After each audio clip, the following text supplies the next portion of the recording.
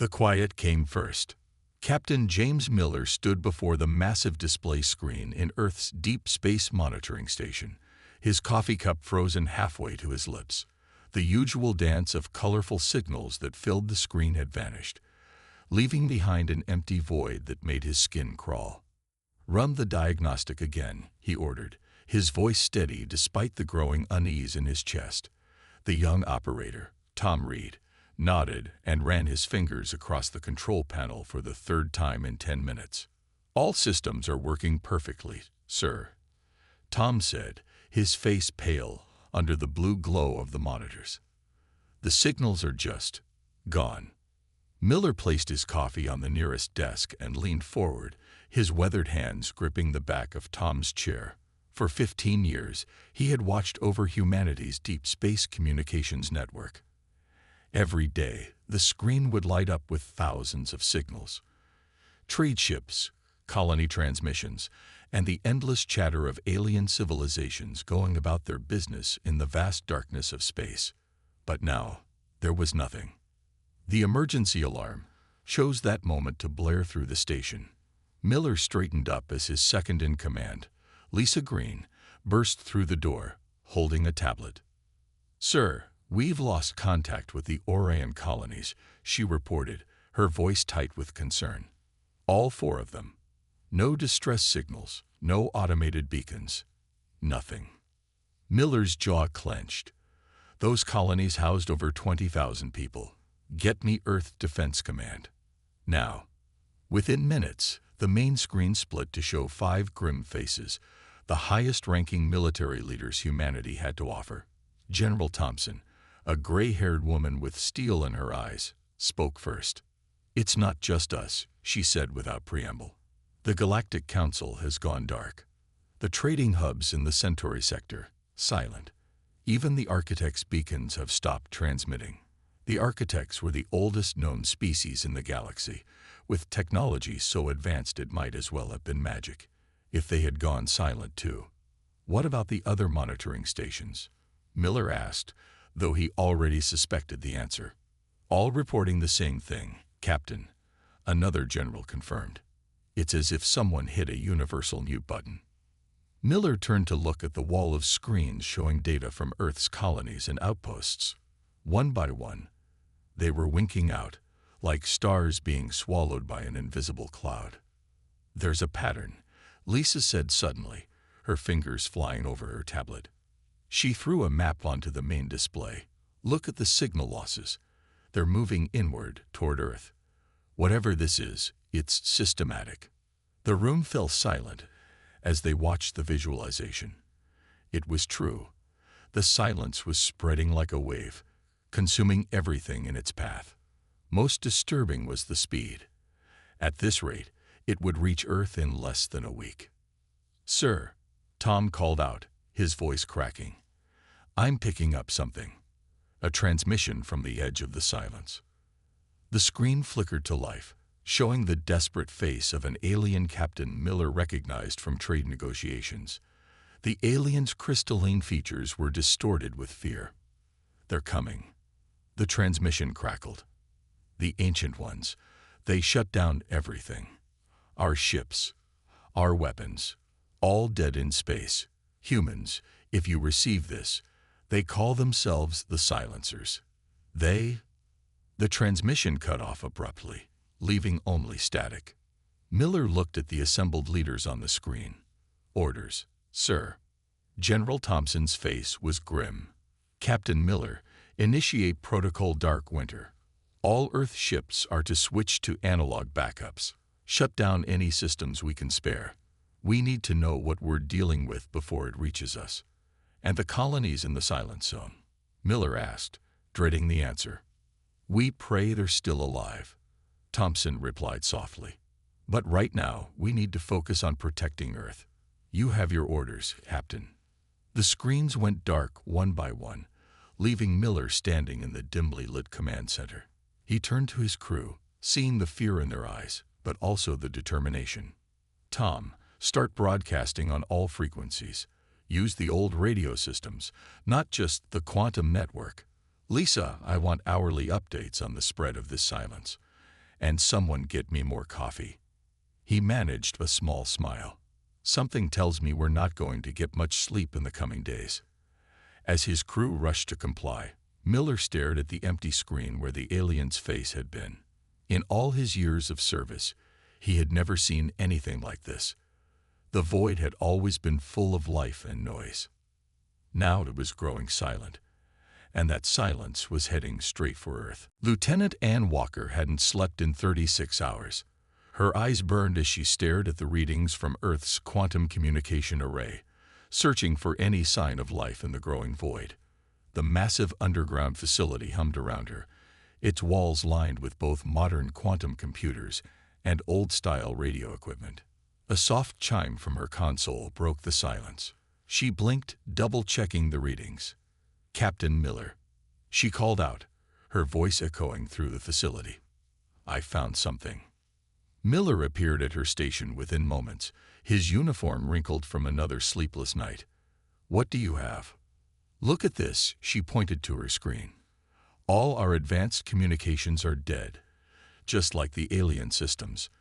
But the old radio waves, they're still traveling through the silent zone." Miller leaned closer, his tired eyes widening. "Are you sure?" "Positive. The quantum networks are completely dark, but we're still picking up radio signals from our emergency beacons in the colonies." She pulled up another display. "They're weak, but they're there. Whatever the silencers are using, it doesn't affect our older technology." Before Miller could respond, the emergency sirens began to wail. Red lights flashed throughout the facility as General Thompson's face appeared on the main screen. "We have confirmation," Thompson announced, her face grim. The Arcturus Defense Station just made visual contact with the silencers before going dark. The general's image was replaced by grainy footage. The video showed massive black ships, smooth as glass, sliding through space like sharks through water. Where they passed, stars seemed to dim, and any artificial light simply winked out. "Their ships are approximately 20 kilometers long," Thompson continued. "They've already disabled 3 of the most advanced alien fleets we know of. The Meridian Empire's battleships didn't even get a shot off before their systems went dark." Miller stepped forward. "General, Lieutenant Walker has discovered something. Our old radio technology still works in the silent zones." "Explain," Thompson ordered. Walker stood up, her heart pounding. "The silencers seem to target advanced technology, quantum communications, AI systems, plasma weapons, but our primitive radio waves are still getting through. It's like they never considered anyone would still be using such basic technology." A murmur of discussion could be heard from the general's end. After a moment, Thompson spoke again. "Can we communicate with our colonies using this?" "Yes, ma'am," Walker replied. "It's slow and the signal's weak, but it works. We've already received Morse code transmissions from 2 colonies. They're scared, but alive. The silencers seem to be ignoring them since their tech went dark." Miller suddenly straightened. "General, what if this is our advantage? Every alien race out there abandoned their old technology as soon as they developed quantum systems. But humanity, we never got rid of our backup systems," Thompson finished, a glint of hope in her eyes. "Because we're paranoid as hell." "Exactly," Miller continued. "Every Earth ship still carries radio equipment. Our colonies all have mechanical backup systems. We even maintain a whole network of vacuum tube computers, just in case." Thompson's image was replaced by a tactical display. Red dots showed the silencer ships, steadily advancing toward Earth. "We have 5 days before they reach our solar system. Captain Miller, I want you and Lieutenant Walker to coordinate with all our forces. Get every ship, every colony, every station switched over to analog systems." "What about weapons?" Walker asked. "Projectile weapons," Miller replied quickly. "Railguns, conventional missiles. Nothing with smart targeting or plasma cores. We go old school." Thompson nodded. "Do it, and get me every radio operator you can find. If radio waves are our only way to communicate, I want the best of the best running our networks." As the general's image faded, Miller turned to Walker. "How long to convert our entire communications network to radio?" Walker did some quick calculations. "With every technician we have, 48 hours. Maybe less if we skip sleep." "Make it 36, Miller ordered, already heading for the door. "And Lieutenant, get some coffee. The real stuff, not the synthetic kind. Something tells me humanity's about to remind the galaxy why you should never underestimate the basics." Walker watched him go, then turned back to her console. Around her, the facility burst into action as technicians began pulling out equipment that most advanced races would consider museum pieces. In the void above, the silencers continued their advance, unaware that humanity was about to prove that sometimes the old ways were the best ways. Commander Robert Wilson stood on the bridge of the Earth battleship Thunder, watching as his crew replaced sleek quantum displays with old-style radar screens and analog gauges. The ship's engine hummed differently now, running on conventional fusion, rather than its advanced antimatter drive. "Status report," he called out, his voice steady despite the chaos around him. "All critical systems converted to analog, sir," his chief engineer, Mike Brown, reported from his station. "She's not as pretty anymore, but she'll fight." Through the main viewport, Wilson could see the rest of Earth's hastily assembled fleet. 50 ships, stripped of their most advanced technology, now orbited Mars. They looked almost primitive compared to their usual gleaming state, but they were humanity's best hope. The radio crackled, an intentionally crude sound that now meant survival. "Commander Wilson, this is Earth Command. The silencers have crossed Jupiter's orbit. Time to contact, 18 hours. Wilson picked up the radio handset, feeling its solid weight. "Understood, Command. Fleet is ready for Operation Throwback." His tactical officer, Jack Reed, approached with a paper map. Actual paper, marked with pen. "Latest scout reports, sir. The silencers have 7 capital ships incoming, each one bigger than anything we've ever built." "Size isn't everything," Wilson replied, studying the map. "How are our railgun supplies?" "Loaded and ready. Tungsten rounds, no smart guidance. Old school all the way." Jack managed a grim smile. "Just like shooting cannonballs in space." A flash of light from the viewport caught Wilson's attention. Another alien ship, one of the few surviving vessels from an advanced race, appeared briefly before its systems died. They watched as it drifted helplessly, its crew presumably trapped inside. "Sir," the radio operator called out. "Message from that ship before it went dark. Audio only." Wilson nodded. "Play it." A strange, musical voice filled the bridge. "Humans, you are fools to remain. We saw your fleet. Your primitive weapons cannot harm the silencers. Flee while you can." The crew looked at Wilson, waiting for his response. He keyed the radio. "This is Commander Wilson of the Earth Defense Fleet. We appreciate your concern, but humanity doesn't run." Turning to his crew, he saw determination replace doubt in their eyes. "Send word to all ships. Begin Operation Throwback." The fleet broke orbit, moving into formation. Without their advanced targeting systems, they had to rely on visual signals and radio coordination. It was slower, less precise, but it worked. "Command, this is Lieutenant Walker," the radio crackled. "We're picking up massive energy distortions. The silencers are accelerating." Wilson spread the paper map across his command console. "All ships, maintain formation. Remember your training. When their dampening field hits, we switch to backup power immediately. No hesitation." The minutes ticked by, marked by an old-fashioned clock on the bridge wall. Then they saw it. A wave of darkness moving through space, dimming the stars as it approached. "Here it comes," Wilson said calmly. "Steady." The wave hit. Around them, they could see the few remaining alien ships going completely dark. But the Thunder and her sister ships remained alive, their conventional systems humming steadily. "All ships report ready, sir," Jack announced, reading from handwritten notes. Minimal power loss. Railguns charged. Wilson allowed himself a small smile. Send to all ships.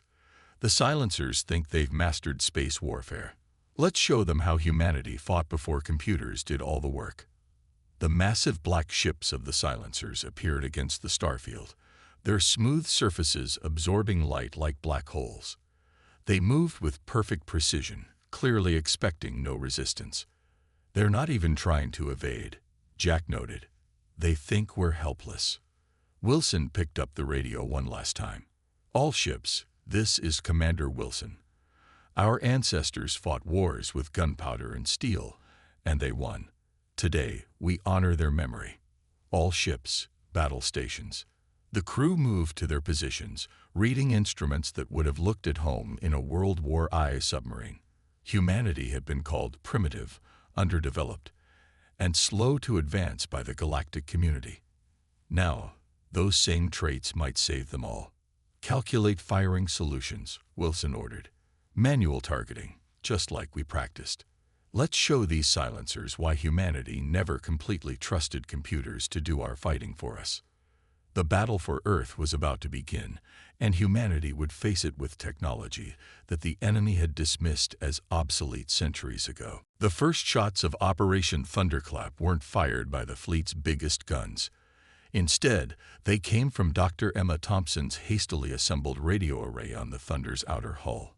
Broadcasting now, she announced over the ship's intercom, her fingers adjusting dials on equipment that belonged in a museum. All ships, begin transmission sequence. Commander Wilson watched as waves of ordinary radio signals, everything from old rock music to military march bands, burst from the human fleet. The effect was instant and stunning. The perfectly smooth surface of the nearest silencer ship rippled like water in a pond. They're responding, Jack called out from his tactical station. Their formation is breaking. The massive black ships had indeed faltered, their precise movements becoming jerky and uncertain. The radio waves seemed to interfere with whatever technology they used to maintain their perfect coordination. All ships, commence firing. Wilson ordered through the radio. Manual targeting, fire when ready. The Thunder shuddered as her railguns launched their first volley. Solid tungsten rounds, accelerated to incredible speeds without any smart guidance systems, streaked across space. Behind them, trails of conventional missiles followed, their simple rocket motors burning bright against the darkness. Direct hits. Mike shouted from engineering. Their hull armor isn't designed for kinetic impacts. Through the viewport, Wilson watched as their primitive weapons struck home. The silencer ship's surfaces cracked under the impact of real physical projectiles, something they apparently hadn't faced in thousands of years. Dr. Thompson, Wilson called over the intercom. What's happening to them? It's beautiful, she replied, excitement clear in her voice.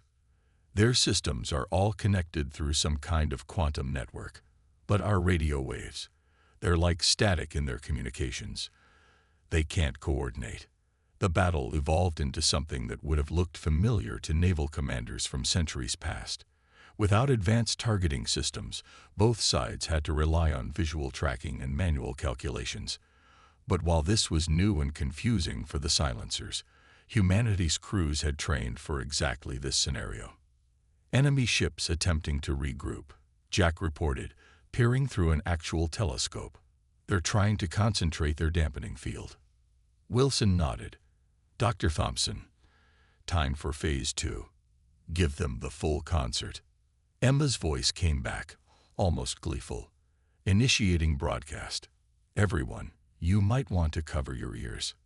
Through the ship's speakers, and now broadcast at full power toward the enemy fleet, came the thunderous opening of Tchaikovsky's 1812 overture, complete with cannon fire. The effect was catastrophic for the silencers. Their ships began to spin, their surfaces rippling and cracking as the simple sound waves played havoc with their highly advanced systems. All ships, close in, Wilson commanded. Concentrate fire on the damaged sections. Let's show them what humanity's primitive weapons can do. The human fleet moved in perfect coordination, using signal flags and light beacons alongside their radio communications. Years of disaster drills and paranoid preparation were paying off. Every ship knew how to fight without computers, without quantum communications, without any of the technology the rest of the galaxy took for granted. "Sir," Jack called out, "the enemy ships. They're trying to retreat." Sure enough, the massive black ships were turning away, their movements now clumsy and uncoordinated, but they weren't fast enough. Another volley of railgun fire struck their engines, physical damage that no amount of advanced technology could simply ignore. "Dr. Thompson," Wilson called, "what's happening to their dampening field?" "It's collapsing," she replied. "Their whole network is falling apart. Our radio waves are creating a cascading failure in their systems. They never designed their technology to handle such basic interference." Wilson allowed himself a small smile. "Send to all ships. Push the advantage. Don't let them regroup." The Thunder's engines roared as the human fleet pressed forward. Around them, the remaining silencer ships were in chaos, their perfect coordination shattered by humanity's primitive broadcast of classical music and simple radio waves. "Message from Earth Command," the radio operator announced. "They say reinforcements are coming. The colonies we thought were lost. They're launching ships. All analog systems, all ready for battle." Wilson looked at the battle display, now a simple grid drawn on clear plastic. Humanity wasn't just surviving. They were winning. The most advanced enemy the galaxy had ever seen was being defeated by technology so basic that most races had forgotten it existed. "Send to all ships," Wilson ordered. "The void may have gone silent, but humanity still remembers how to make noise. Press the attack. Today we show the galaxy why you should never underestimate the basics." As the dust settled from humanity's first victory, Commander Wilson stood in the Thunder's makeshift communication room, surrounded by survivors from 3 different alien species. They had rescued them from their dead ships after the battle. The tallest alien, a blue-skinned being named Krell, touched the simple radio set with what could only be described as wonder. "All this time," he said in heavily accented English, "we thought ourselves so advanced. We forgot the basics of survival." Wilson spread a paper star chart across the table. Red marks showed the locations of other possible survivors, discovered through weak radio signals picked up by Earth's listening posts. "The silencers aren't defeated," Wilson said, pointing to several areas on the map. "They're regrouping. But now we know they can be hurt." Dr. Thompson burst into the room, holding a stack of handwritten notes. "Commander, we've decoded more signals. There are survivors from at least 12 advanced civilizations. They're hiding in old mining outposts, using emergency power systems." The second alien, a reptilian creature called Tech, leaned forward. "Our people. They live?" "Yes," Thompson replied, sorting through her notes. "But they're scattered. The silencers destroyed anything with advanced technology, but they overlooked the simple things: emergency shelters, basic life support, mechanical systems." The third alien, a crystalline being named Bright, chimed in with a musical voice. "Our young ones. They learn history of technology as museum pieces, but humans, you keep old ways alive. You teach your children both." Wilson nodded. "We never fully trusted full automation. Every human ship captain learns to navigate by stars. Every colony has mechanical backups. We prepare for the worst." The ship's radio crackled. "Thunder, this is Earth Command. The silencers are massing at the edge of the Orion Arm. Estimates suggest 3 times the forces we faced before." Wilson keyed the radio. "Understood, Command. But I have an idea." He turned to his alien guests. "Your people built the greatest ships in the galaxy. We have the means to power them again. Together." Krell's eyes widened. "Yes, our ships, your methods. We can teach our crews to fight as humans do." Thompson spread out more papers, these showing technical diagrams. We've already figured out how to retrofit alien ships with analog systems, simple radio, mechanical controls, chemical rockets for emergency power. Our weapons were more powerful than yours, Tech noted, examining the diagrams. But they needed quantum computers to function. So we simplify them, Wilson replied. Your energy cannons, powered by our generators, guided by human hands instead of AI. Not as efficient, but the silencers can't shut them down. The radio came alive again, but this time with multiple signals. Throughout the room, simple receivers picked up messages in dozens of alien languages, all saying the same thing. They would fight. Send to all survivors, Wilson commanded. If you can hear us, if you can still fight, make your way to these coordinates. Humanity will teach you how to fight without your advanced technology. Together, we'll show the silencers that the galaxy remembers its roots. Over the next several hours, ships began arriving. Dead alien vessels were towed in by human tugs. Their crews, hungry but alive, emerged to find human engineers already at work, installing simple control systems and power supplies. Dr. Thompson worked with alien scientists, showing them how to convert their complex weapons into simpler, but still effective forms. Sometimes, she told them, the old ways are the best ways. Wilson watched from the Thunder's viewport as the makeshift fleet grew. Human ships flew alongside newly converted alien vessels, their crews learning to work together using signal lights and radio waves. Message from the Centauri sector, his radio operator called out. More survivors found. They're converting their ships using our blueprints. The rally point is growing. The commander smiled. Humanity had done more than survive. They had given hope back to the galaxy. Their primitive ways had become the key to fighting back. Send to all ships, he ordered. The silencers thought they could silence the galaxy. Instead, they united it. Every race, every world, working together, using technology they thought we'd outgrown. As if to emphasize his words, a flight of alien fighters passed by, their formerly eye-controlled systems replaced by human pilots who knew how to fly without computers. The galaxy was awakening again, not with the hum of quantum computers, but with the steady beat of human ingenuity. The combined fleet hung in space like a swarm of fireflies. 500 ships of all shapes and sizes, each modified with human technology. At their center, the Thunder led the formation, its radio array now larger than the ship itself. Captain Miller stood beside Commander Wilson on the bridge, watching Dr. Thompson make final adjustments to what they called the Symphony, humanity's ultimate weapon against the silencers.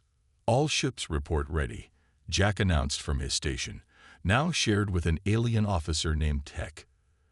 The silencers' main fleet is approaching. Over 1,000 ships detected. They're not trying to hide anymore, Miller noted, studying the paper star charts. They're angry. Wilson nodded. Good. Angry enemies make mistakes. Dr. Thompson, is it ready? Emma looked up from her work, her eyes bright with excitement. The symphony is ready, sir. Every human transmission we could gather. Music, radio shows, military broadcasts, even old television signals, all concentrated into one massive burst. The radio crackled with Krell's voice from his ship. Human friends, our sensors detect the silencer's flagship. It's twice the size of anything we've seen before. Perfect, Wilson replied. The bigger they are, the harder they fall. All ships, battle formation Delta, just like we practiced. The fleet moved with practiced precision.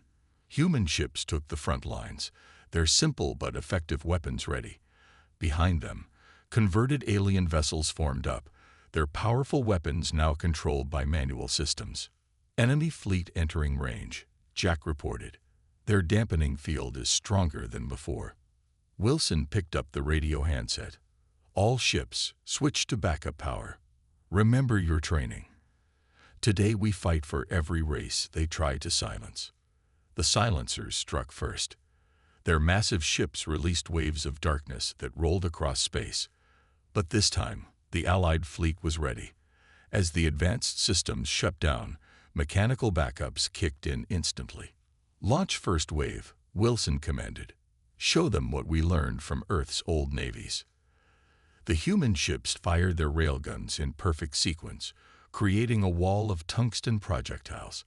Behind them, modified alien energy weapons added their power to the barrage, manually aimed and fired. The silencers' perfect formation broke apart as physical impacts hammered their ships. Their attempts to regroup were met with a constant barrage of radio signals that kept their coordination scattered. "Their flagship is responding," Miller reported. "They're trying to adapt to our tactics." "Time for the symphony," Wilson said. "Dr. Thompson, whenever you're ready." Emma's hands flew over her console, a mix of modern dials and century-old radio equipment. "Broadcasting now. All ships, full power to your transmitters." From every ship in the Allied fleet, a wave of pure human culture burst forth.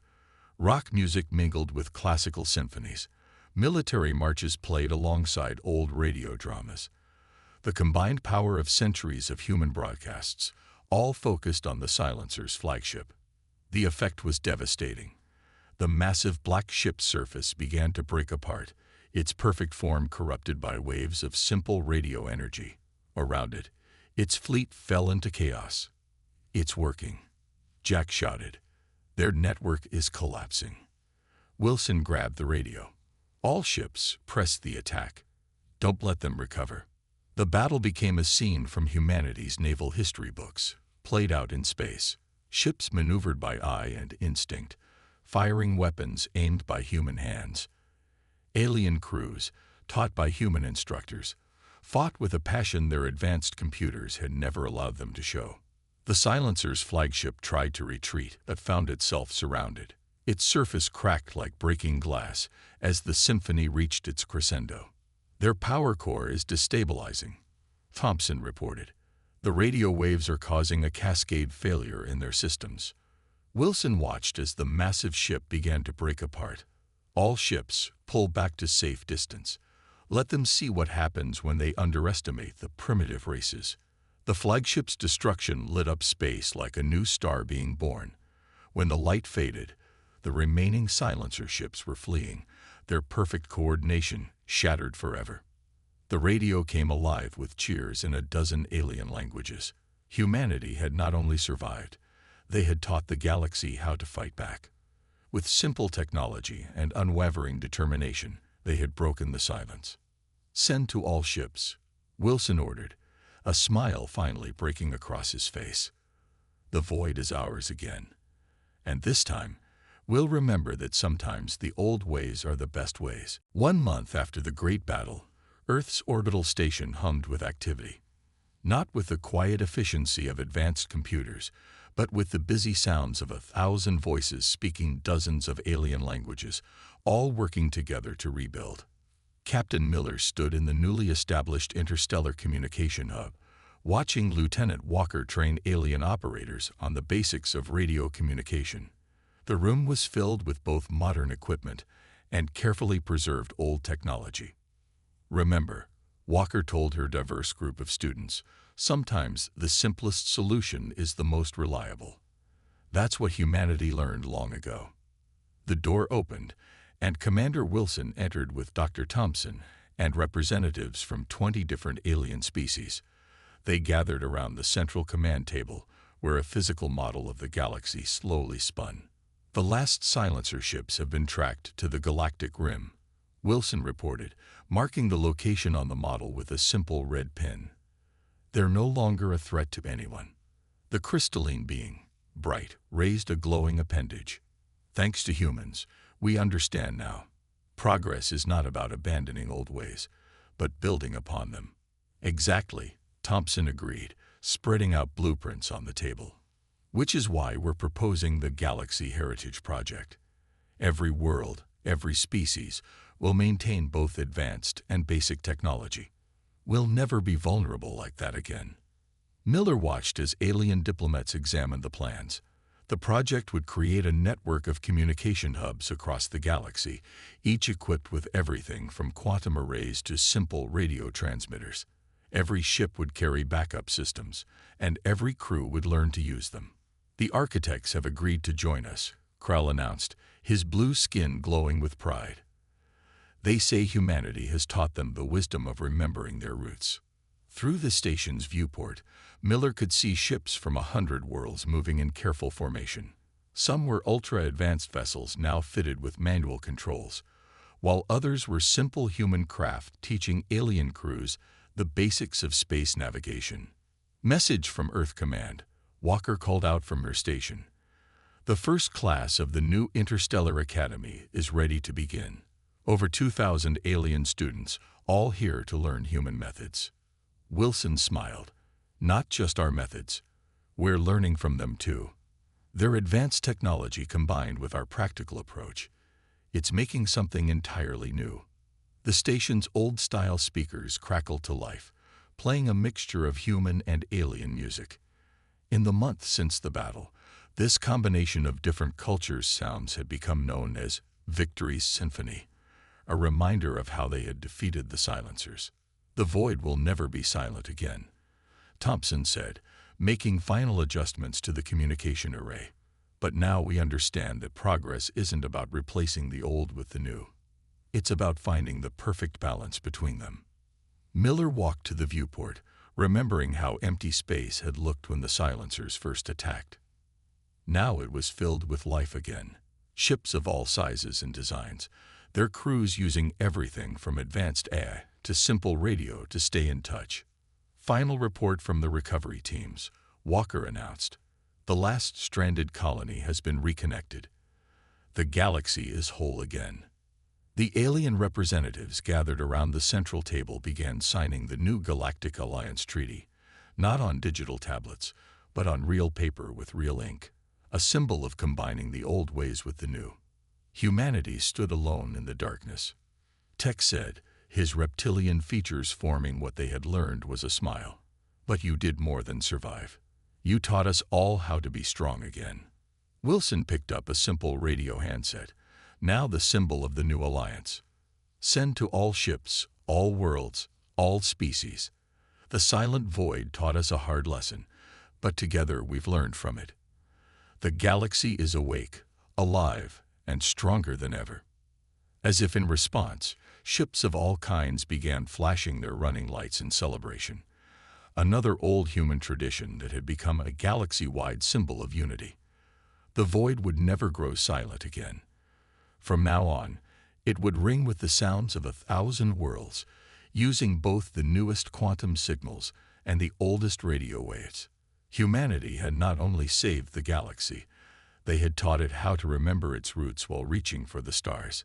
And in the deep black of space, the combined music of 100 species played on, a constant reminder that sometimes the mightiest roar comes not from the most advanced technology, but from remembering where you came from.